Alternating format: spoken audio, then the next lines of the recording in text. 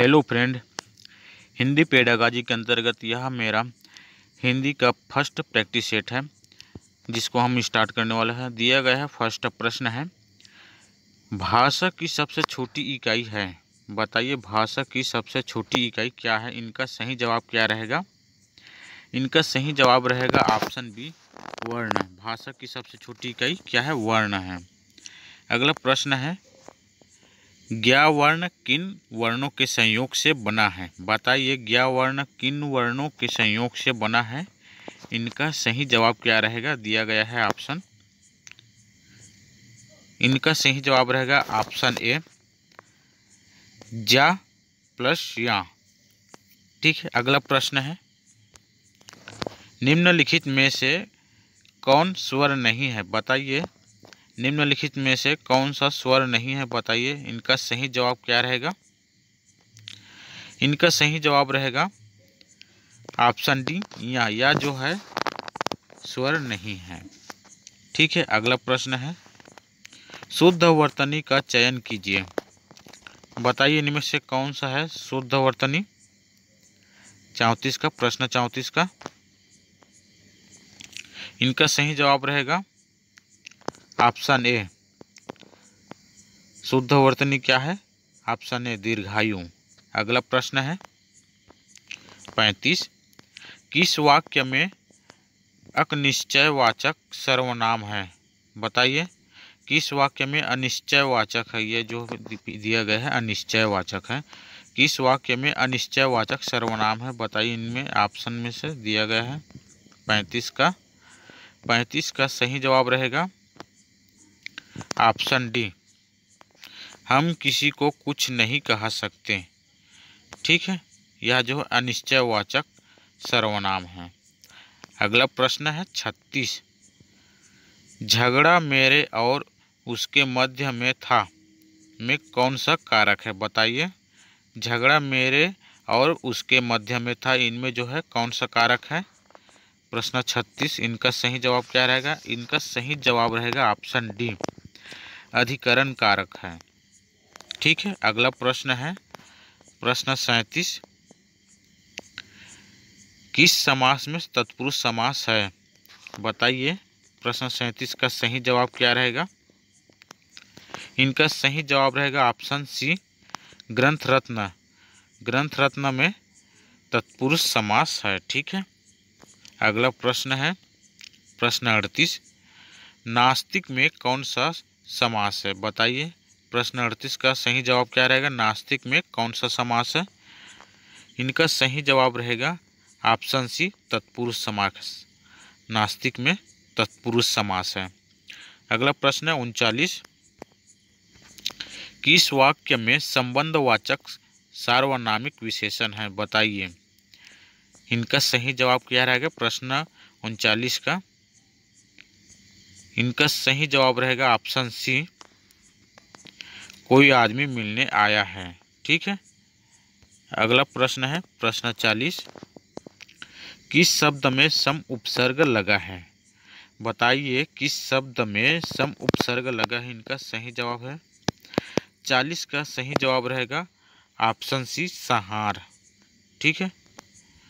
संहार इस शब्द में सम उपसर्ग लगा है।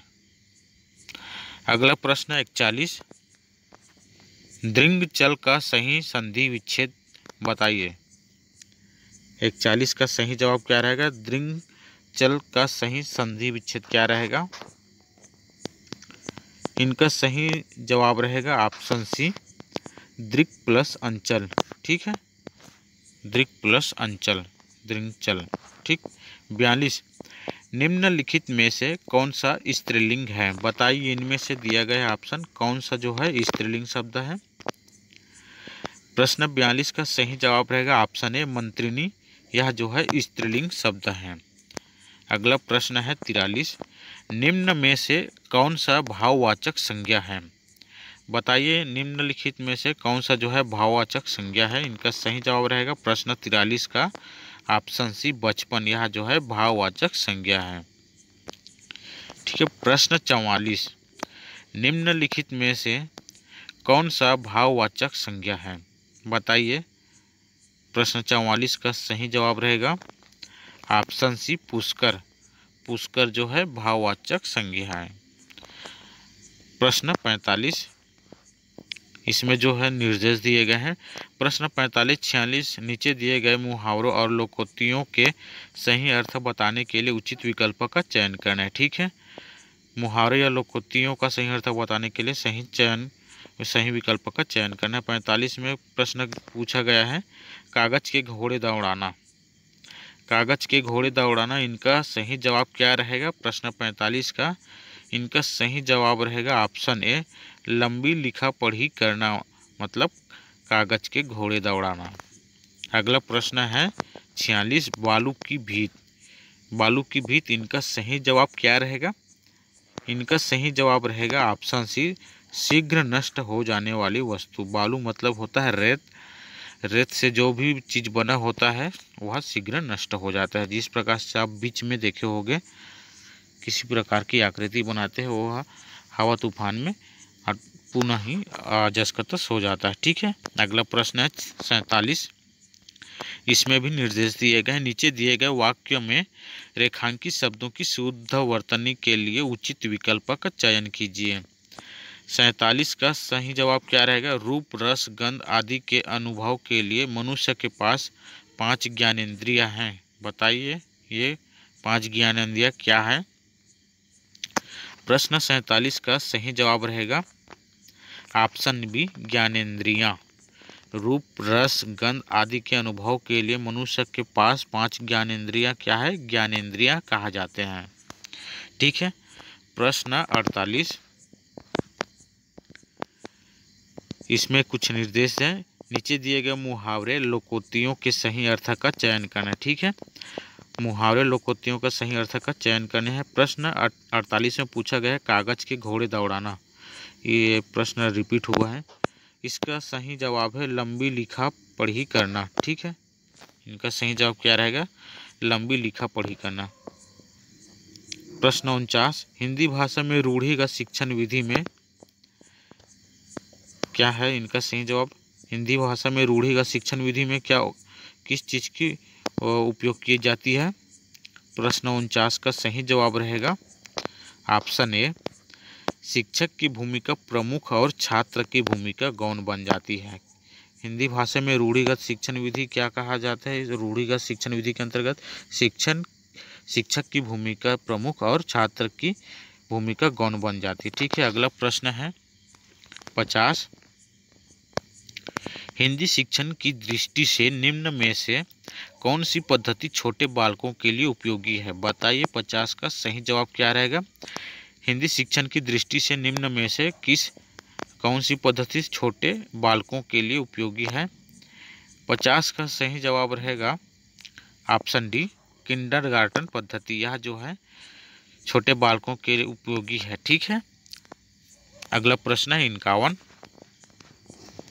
गद्य की रूढ़िगत पठन विधि का दोष है। बताइए गद्य की रूढ़िगत पठन विधि का दोष क्या है?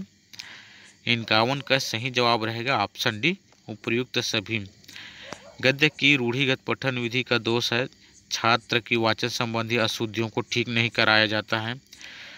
छात्र गद्यांश का अर्थ नहीं समझ पाते हैं। वाक्य प्रयोग मुहावरे पर्यायवाची शब्दों का स्पष्ट अर्थ नहीं कराया जाता है। इस प्रकार से ये सभी रूढ़िगत पठन विधि का दोष है। ठीक है, अगला प्रश्न है 52, किस शिक्षण विधि में कल्पना शक्ति का विकास करने वाले मनोरंजक खेलों को स्थान दिया गया है? बताइए 52 का सही जवाब क्या रहेगा? किस शिक्षण विधि में कल्पना शक्ति का चयन विकास करने वाले मनोरंजक खेलों को स्थान दिया गया है? इनका सही जवाब रहेगा 52 का ऑप्शन सी बालोद्यान पद्धति। बालोद्यान पद्धति में मनोरंजक खेलों को स्थान दिया गया है। ठीक है, अगला प्रश्न 53, विद्यार्थी उदाहरण है। बताइए विद्यार्थी किसका उदाहरण है? 53 का सही जवाब रहेगा दीर्घ स्वर संधि का। दीर्घ स्वर संधि का उदाहरण है विद्यार्थी। ठीक है, अगला प्रश्न है 54, निम्नलिखित में से कौन सा शब्द सूर्य का पर्यायवाची नहीं है? बताइए सूर्य का पर्यायवाची नहीं है, इनमें से कौन सा ऑप्शन है? 54 का सही जवाब रहेगा ऑप्शन डी यामिनी। ठीक है। दिनकर, रवि, अंशुमाली इनका पर्यायवाची क्या है? सूर्य। ठीक है। अगला प्रश्न है 55। संस्कृत के वे शब्द जो हिंदी में बिना किसी परिवर्तन के प्रयुक्त होते हैं कहलाते हैं। बताइए, संस्कृत के वे शब्द जो हिंदी में बिना किसी परिवर्तन के प्रयुक्त होते हैं क्या कहलाते हैं?